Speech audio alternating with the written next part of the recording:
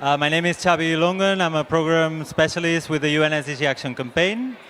And I have the great pleasure of introducing Rebeca Grynspan, the Secretary General for, the Ibero-American Secretary General, and Randi Davis, Director of the Gender Team at the UN Development Program. So welcome, Randi. Welcome, Rebeca.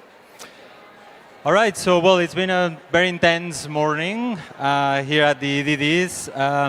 Now we wanted to focus for this conversation now, particularly on the role of the private sector. So can I start with you, Rebeca? Now, what role can the private sector play in advancing gender equality? And why is that role so critical? Why is this constituency so critical?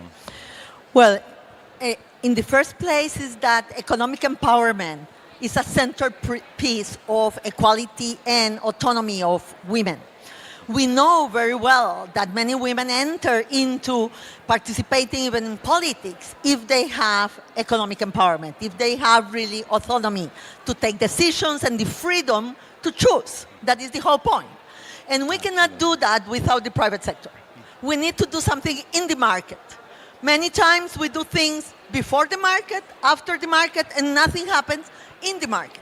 And we need the market to behave differently. We need the market to behave differently with respect to gender, with respect to harassment, with respect to power in the workplace, with respect to equal pay, with respect to the glass ceiling. If we cannot really jump into a different way of behaving in the workplace, it will be very difficult for us to really, take the obstacles that don't allow for gender equality.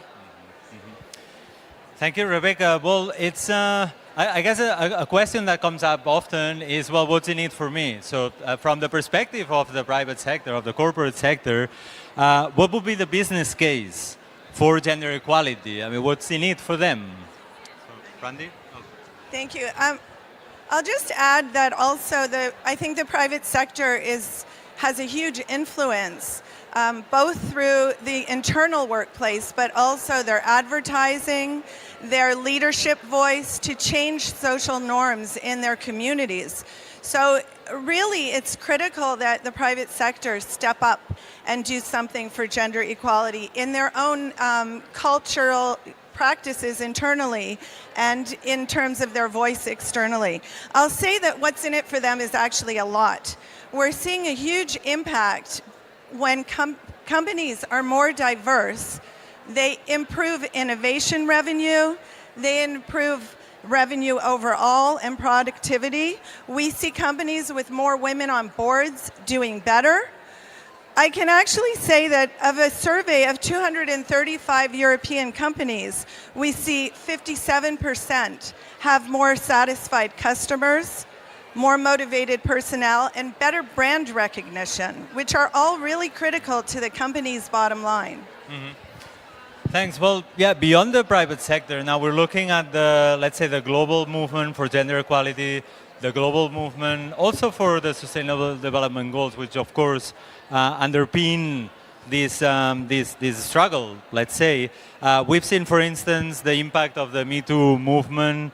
Now, the question is, well, what's the actual impact in terms of making progress against discrimination and harassment? I mean, is this type of movement contributing to reduce violence? Is this having a real impact? Or it's more a sort of a PR stand that helps us in some ways, but it's not getting through to the marginalized communities, to the political level, let's say also? No, I really think that the Me Too movement has been a watershed moment.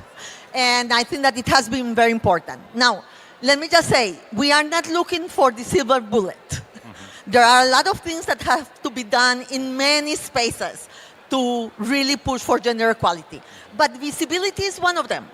And I think that the Me Too movement has brought to the table, especially the issue of the power relations at the workplace. The power relations with respect to men exerting power over women in the workplace. And what we want is to go to work without having to worry about abuse and harassment. We have that right. It's an issue of rights for all of us that go to a workplace, and many of the women, and we have heard their stories, have to go through hell just to be able to bring some income or to have a professional life. And that has to stop. And I think that is a matter of values, of society. And now that we know that we cannot say we don't know, so we hope that more action and a cultural change and a change in behavior will really happen. Mm-hmm. Absolutely. This goes to the core, as you were talking about that, Rebecca. I feel it goes to the core of the Spotlight initiative, which we have discussed, and it will continue to be discussed here at the EDDs.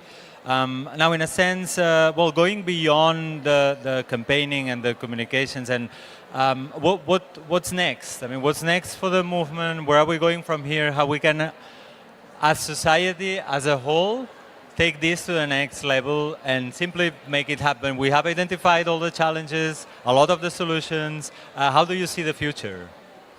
Well, there's a lot that needs to be done, a lot, and I think we're just at the tip of the iceberg with the Me Too campaign. I really think we're at I would agree, we're at a complete changed game where the next generation of girls is not going to accept it anymore.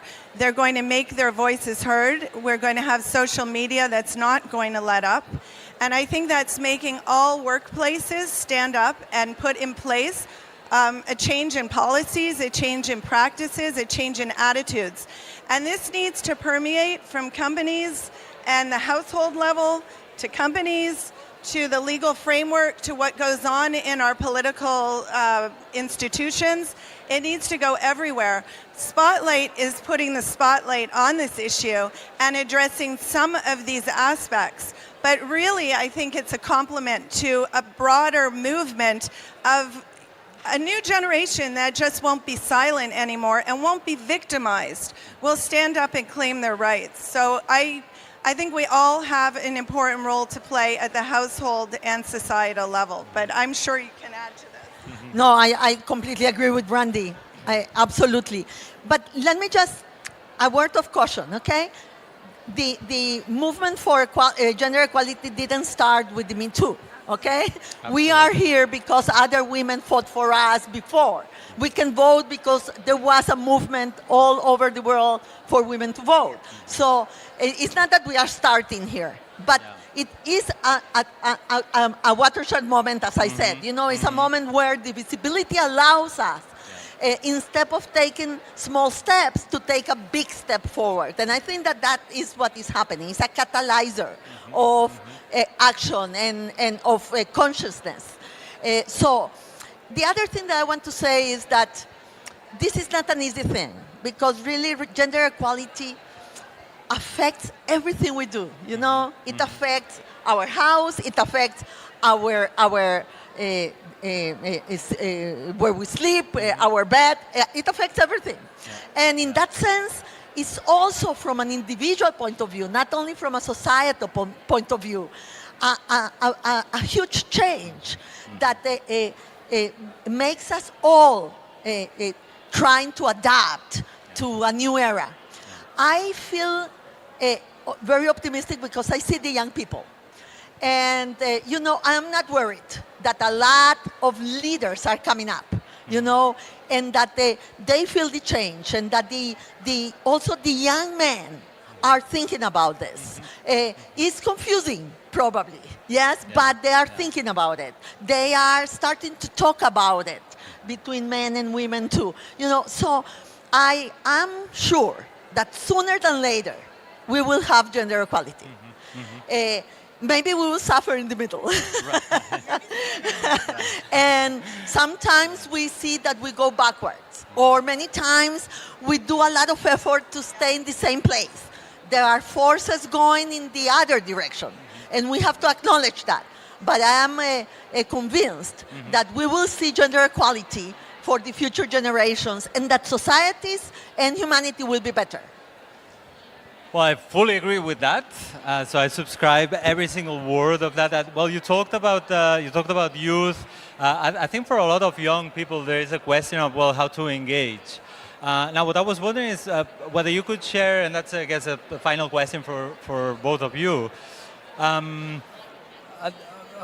Would you have an action that you have taken or an action that you have experienced that has contributed to the fight for gender equality and more generally to the SDGs that can be helpful for, say, a young person, a young woman, or a young man listening to us?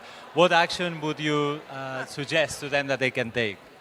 Okay, I'm going to actually say two things. I really believe that it's because of the women who have stepped forward and run for political office or gotten involved in decision making in one form or another have changed and paved the way for people to feel now that they can voice their opinions, for girls now to be speaking up. I think this has had a tremendous, perhaps sometimes not recognized enough impact. So I would really call on the next generation of girls to not take this for granted. They need to be politically active. They need to strive and seek decision-making positions. And we as people and actors in international institutions need to help open the opportunities for them to rise into those positions. So I'll say that. On an individual level, I think we need to find, to some extent, that courage to face the discrimination that we may face as women and just let it go and do what we think is the right path forward. Be brave, a little bit brave. And I really am just incredibly inspired by this generation that is coming forth. And I could talk endlessly about examples, but I want to take the opportunity to just recognize the women political actors that we have in front of us who have really paved the way for the future. No, I think that I completely agree, Randi. And let me say, for women, we have to understand that this is not only for us. Mm-hmm. You know, society will be better if there will be more equality. Democracy will be better if there will be more equality. Our children will have a better life if there will be more equality. We have to be convinced of that because it's not only a self-serving thing, you know, and I think that that's very important to be aware of. My second point is that life is not linear. You know, when you have to go through this, and you know, many young women ask me, how did I raise a family and have a political life and had a professional life? And I tell them, you know, because I never gave up my dreams, but it was not easy. Many times I stepped back. It's not, I did choose my family for a while instead of my career, and I came back to my career. So it's not that sometimes you cannot do it all at the same time. Even if you have a society that shares the responsibilities of care and of the domestic life, you know, sometimes just the family cannot organize itself in a way that everybody will do everything at the same time. But don't let go your dreams, you know, be perseverant.